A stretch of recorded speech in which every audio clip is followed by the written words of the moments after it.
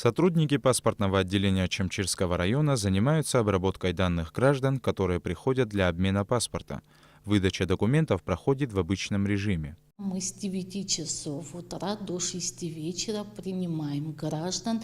При необходимости остаемся до последнего посетителя. В день мы выдаем 50-60 паспортов. На обработку документов и изготовление паспорта нового образца уходит 15-20 рабочих дней.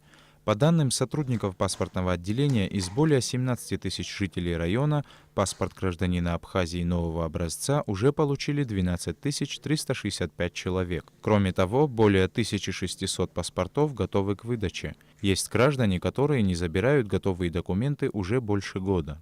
Хочу обратиться к гражданам Ачимчирского района, те, кто не сдали документы на обмен национального паспорта Республики Абхазия нового образца, прийти в паспортное отделение по Ачимчирскому району и сдать документы. Та категория граждан, которые сдали на обмен, должны прийти в паспортное отделение по Ачимчирскому району, получить готовые паспорта. В паспортном отделении Чемчирского района, как и во всех других районах страны, осталось совсем немного людей, которым еще предстоит обменять паспорт. Документы принимаются и оформляются быстро, практически без очередей.